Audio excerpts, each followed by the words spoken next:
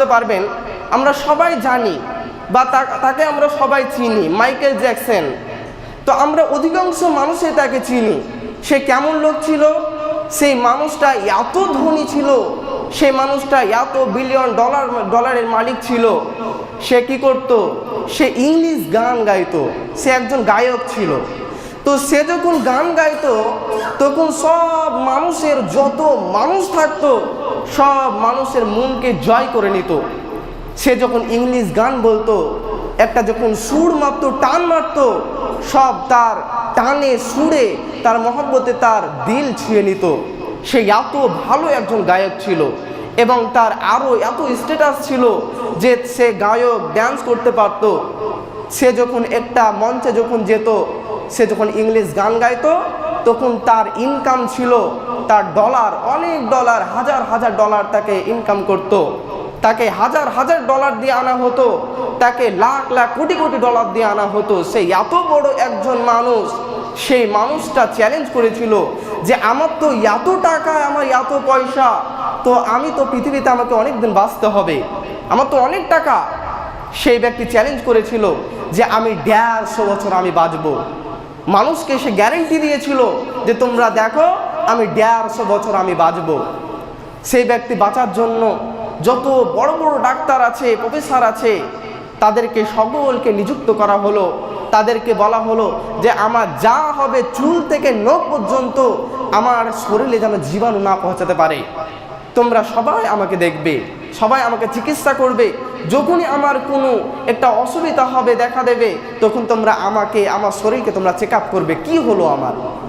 ওই মানুষটা এই করে করে করে এমনকি যখন সে খাবার খেত, একটা যখন খাবার খেত, ওই খাবারটাও তার 1 থেকে 150 বার তাকে রিফাইন করতে হতো, তারপরে সে খেত। সে এত বড় একজন মাপের মানুষ ছিল। সেই মানুষটাও পৃথিবীর বুকে বেশি দিন বাঁচেনি।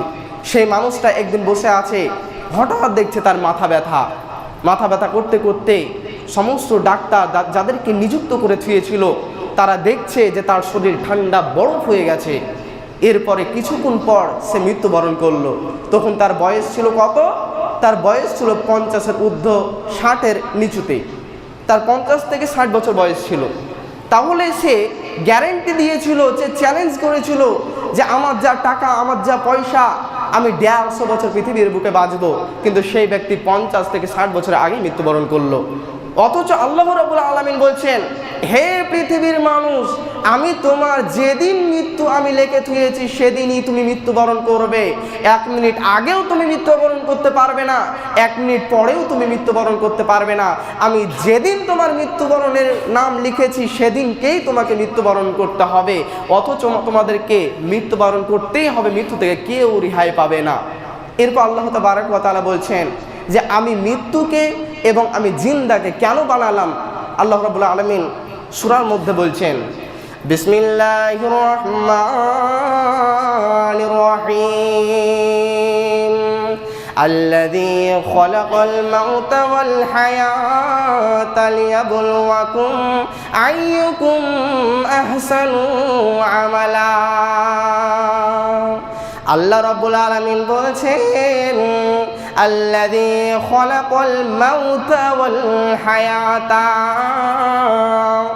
আমি একটা মানুষের যেমন আমি হায়াত দিলাম, হায়াত বানালাম, ঠিক সেরকম ভাবে ওয়াল মাউতা লিয়াবলুয়াকুম, তার মৌতকেও আমি বানালাম। কেন বানালাম? আল্লাহ রাব্বুল আলামিন বলছেন যে সে পৃথিবীর বুকে কত আমল করবে, সে পাপ করবে, নেকি করবে, কত ভালো কাজ করবে, মন্দ কাজ করবে, এর জন্য আমি আল্লাহ তার মৃত্যুকে বানালাম। আমি হলাম দয়ার বান। আল্লাহ রাব্বুল আলামিন বললেন, তোমাদের আমি জিন্দাকে বানালাম এবং তোমাদের মৃত্যুকেও আমি বানালাম। কেন? শুধুমাত্র তোমরা পৃথিবীর বুকে তোমরা যে আমলগুলো করবে, এই আমলগুলোর প্রতিফল হিসাবে তোমাদেরকে আমি রুসসাদ দেব, তোমাদেরকে আমি জান্নাত দেব, জাহান্নাম দেব। তোমরা যে যেমন তোমরা কাজ করবে এই প্রতিফল তোমাদেরকে দেব, এর জন্য তোমাদের মৃত্যুকে আমি বানালাম। এবার আল্লাহ রাব্বুল আলামিন এবার যারা বেঈমান জালেম, যারা নামাজ আদায় করে না, যারা আল্লাহর কথাকে অস্বীকার করে, আল্লাহ তাআলা ওদের জন্য এবার একটা আয়াতের মধ্যে আবার বললেন, কাইফা তাকফুরুনা বিল্লাহি ওয়া কুনতুম আমওয়াতান ফাহিয়াকুম সুম্মা ইমিতুকুম সুম্মা ইহয়িকুম সুম্মা ইলাইহি তুরজাউন। আল্লাহ রাব্বুল আলামিন বলছেন, কাইফা তাকফুরুনা বিল্লাহি, হে পৃথিবীর মানুষ সকল, হে পৃথিবীর লোক সকল, তোমরা যারা জালেম হয়ে গেছো, যারা তোমরা বেনামাজি হয়ে গেছো, যারা তোমরা মুশরিক হয়ে গেছো, তোমরা একটা কথা জেনে রাখো, আমি তোমাদের জন্য সুম্মা ইমিতুকুম, তোমরা একদিন মৃত্যু ছিলে, এরপরে আমি আল্লাহ সুম্মা ইহয়িকুম, তোমাকে আমি জিন্দা বানালাম। আল্লাহ তাআলা এবার বলছেন সুম্মা ইলাইহি তুরজাউন, এরপরে তোমাকে আবার মৃত্যুবরণ করতে হবে, তোমাকে আবার আল্লাহর কাছে ফিরে যেতে হবে। অথচ হে মুসলমান, তুমি পৃথিবীর বুকে যে নাফরমানি করছো না কেন, তুমি আল্লাহকে স্মরণ করো, তুমি তোমার মৃত্যুকে স্মরণ করো। আল্লাহ তাআলা বলছেন, কুল্লু নাফসিন যায়কাতুল মাউত, হে পৃথিবীর মানুষ সকল, যাদের জান আছে তাদের মৃত্যু আছে, অথচ তোমরা সবাই সাবধান হয়ে যাও। আল্লাহ রাব্বুল আলামিন বলছেন, যার আমি জান দিয়েছি তার মৃত্যু আমি আল্লাহ রাব্বুল আলামিন লিখে রেখেছি, অথচ আমাদের মৃত্যু হবেই হবে। আমরা মৃত্যু থেকে কেউ রেহাই পাবো না, আমরা মৃত্যু থেকে কেউ ছাড় পাবো না। আমরা এই পৃথিবীর বুকে আমরা এসেছি কেন? পৃথিবীর বুক থেকে আমরা চলে যাওয়ার জন্য এসেছি। এই পৃথিবীর বুকে কেউ ছাড় পাবে না, এই পৃথিবীর বুক থেকে আমরা চলে যাওয়ার জন্যই এসেছি। আল্লাহ তাবারাক ওয়া তাআলা বলছেন, হে পৃথিবীর মানুষ, তোমাদেরকে পৃথিবীর বুকে আমি আল্লাহ পরীক্ষার জন্য, তোমরা পরীক্ষা দাও এবং তোমরা পরকালের দিকে তোমরা হাজির হয়ে যাও, তোমরা প্রস্তুতি তোমরা নিয়ে নাও পরকালের জন্য। আল্লাহ রাব্বুল আলামিন আমাদেরকে বললেন। এরপরে এবার বিশ্বনবী সাল্লাল্লাহু আলাইহি ওয়াসাল্লাম বললেন, বিশ্বনবী বললেন, হে পৃথিবীর লোক সকল, তোমাদের যাদের মৃত্যুকে আমি আল্লাহ বলে রেখেছি, আমার আল্লাহ তোমাদের মৃত্যুকে বলেছে, অথচ তোমরা মৃত্যুকে বিশ্বাস করো। আজকে তুমি বেঁচে আছো, তোমার দাদু চলে গেছে দুনিয়া ছেড়ে, এরপরে তুমি একদিন দুনিয়া ছেড়ে চলে যাবে। এই করতে করতে পৃথিবী থেকে সবাই বিদায় নিয়ে নেবে। এই পৃথিবী থাকার জায়গা নয়, এ দুনিয়া रहने के लिए नहीं है मगर जाने के लिए आना है। अगर रहने के लिए नहीं है तो जाना तो नहीं है।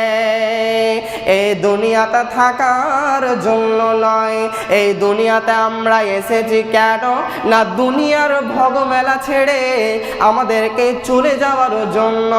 বিশ্বনবী বলছেন, এই দুনিয়াটা তোমাদের জন্য থাকার জায়গা নয়, কারণ আমার আল্লাহ বিশ্বনবীকেও বলেছে, নবী হ্যাঁ, এই পৃথিবীর বুক থেকে তোমাকেও বিদায় নিতে হবে এবং তোমার পূর্বের লোকেরা যেমন বিদায় হয়ে গেছে, তোমার বাপ দাদু যেমন বিদায় হয়ে গেছে, ঠিক সেরকম ভাবে তোমাকেও বিদায় নিতে হবে। মরণ থেকে কেউ ছাড় পাবে না। যদি মরণ থেকে ছাড় পেত তাহলে ঈসা আলাইহিস সালামকে দেখতে পাওয়া যেত। যদি মরণ থেকে থেকে ছাড় পেত তাহলে ঈসাকে দেখতে পাওয়া যেত, যদি মরণ থেকে ছাড় পেত তাহলে জানাবে মুহাম্মাদুর রাসূলুল্লাহ সাল্লাল্লাহু আলাইহি ওয়াসাল্লামকে দেখতে পাওয়া যেত। কিন্তু আল্লাহ বলছেন এই পৃথিবীটা তোমার জন্য থাকার জায়গা নয়, এই পৃথিবীটা